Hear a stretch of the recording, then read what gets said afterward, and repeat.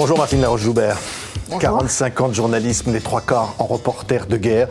Les mémoires d'une femme au front, c'est ce que vous publiez dans ce livre incroyable au Cherche Midi qui raconte finalement comment la jeune fille que vous étiez au Maroc dans votre enfance avait décidé un jour qu'elle irait au plus près des conflits, au plus près de ce qu'il y a de pire finalement dans l'humanité.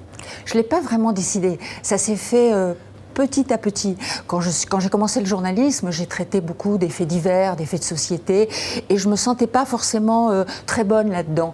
Et c'est quand j'étais confrontée, en effet, à des reportages difficiles, quand on a commencé à m'envoyer là-bas, que j'ai senti que j'arriverais à bien traiter ces sujets.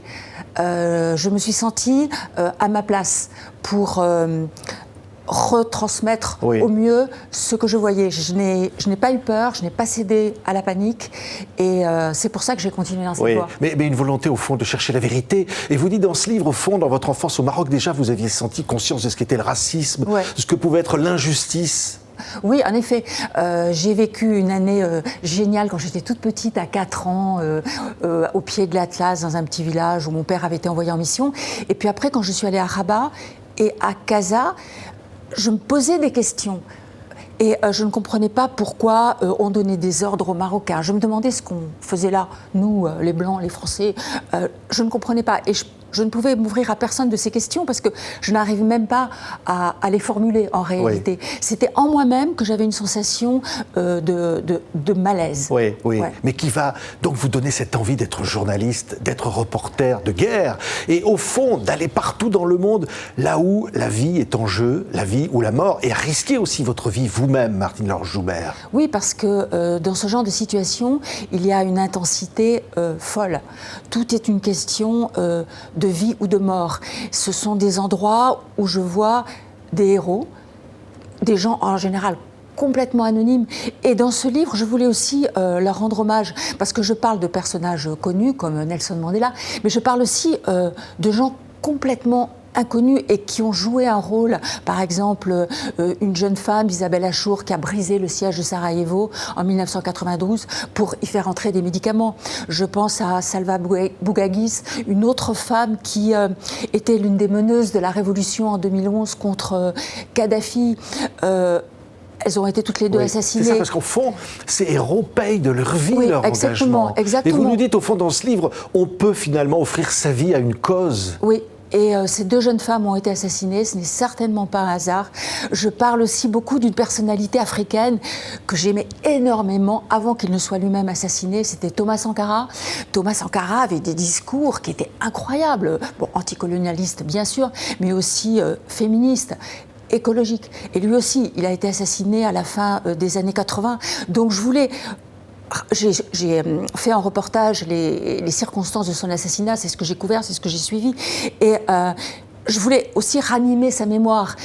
Mais je sais aussi qu'en Afrique, il y a beaucoup de jeunes Africains qui se réclament de lui. Vous voyez, tous ces gens-là, tous ces gens, par exemple, qui à Alep, il y avait un asile de handicapés mentaux sur la ligne de front en pleine guerre. Et j'ai vu des bénévoles qui, sous les tirs, allaient leur prêter assistance, s'occuper d'eux, les habiller, les nourrir. Vous voyez des messages d'espoir dans la guerre, dans ces moments les pires. Oui, dans ces moments les pires, il peut y avoir des gens absolument extraordinaires. Il y avait dans les caves d'Alep ou alors dans des écoles, dont les vitres avaient explosé sous le souffle des bombes, donc les vitres avaient été remplacées par des cartons pour empêcher que le froid ne frigorifie trop les enfants. Et là, il y avait des professeurs, enfin des instituteurs, qui venaient pour leur apprendre à lire, à écrire à la lueur des bougies. Ils n'avaient pas de cahier, ils n'avaient pas de crayon. Tous ces gens-là... Au fond, c'est ça que vous allez chercher, Martine Laroche-Joubert. C'est ça que vous voulez aussi montrer au monde. Moi, je veux montrer comment sont les gens dans les périodes de guerre. Il y a des gens qui sont des traîtres, il y a des gens qui font des choses absolument atroces, il y a des massacres horribles, mais il y a en même temps des gens qui sont incroyablement courageux et qui sont prêts à donner leur vie pour aider les gens. Ça a été votre cas aussi, Martine Laroche-Joubert. Vous auriez été prête à donner votre vie. C'est qu'au fond, vous allez faillir mourir.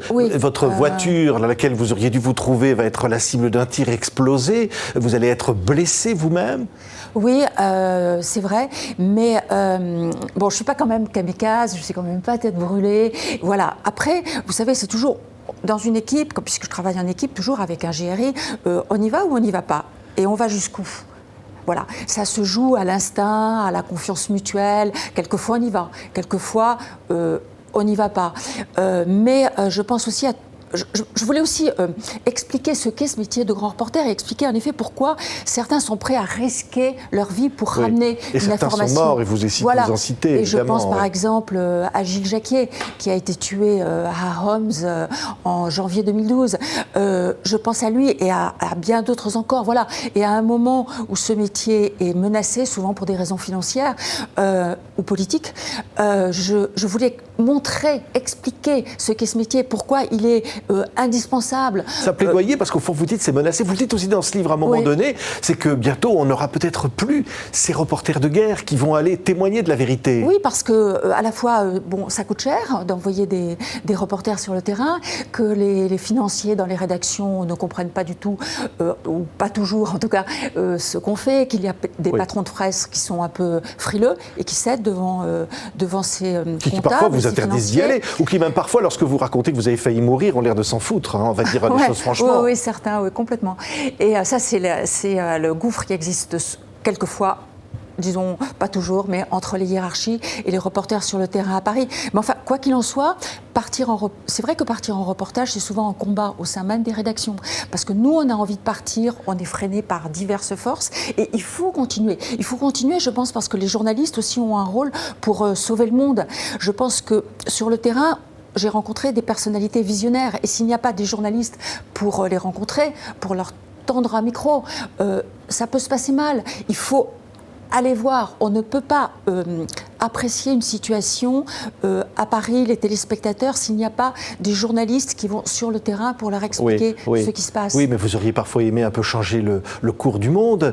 Vous dites par exemple que vous constatez quelque part votre échec aussi lorsque vous voyez que Assad est toujours au pouvoir. Oui. Et c'est qu'au fond, il y a parfois des moments où votre témoignage est inutile ou presque dans le vide. Alors... oui, j'ai eu ce sentiment en Yougoslavie aussi, où j'avais l'impression, quand je suis rentrée à Sarajevo, que les reportages que nous envoyions étaient tellement violents, c'était un siège moyenâgeux. J'avais l'impression que dans l'Europe, les leaders politiques allaient réagir tout de suite. Pas du tout. Le siège a duré 3 ans et 8 mois. J'ai eu le sentiment aussi de cette impuissance, en effet, en Syrie, quand je vois que Bachar al-Assad est toujours au pouvoir. J'ai l'impression que j'aurai fini mon travail quand il aura quitté le pouvoir. Voilà. Je ne sais pas quand ça va se passer. Je me dis que quand il le quittera, en tout cas, je me dirais peut-être que mes reportages ont été un peu utiles. Utiles ou pas, il faut quand même être sur le terrain. Il faut y aller. Oui, merci en tous les cas pour cette passion. Martine Laroche-Joubert, Une femme au front, les mémoires d'une reporter de guerre publiée au Cherche Midi. C'est exceptionnel ce témoignage. Merci beaucoup Martine. Merci.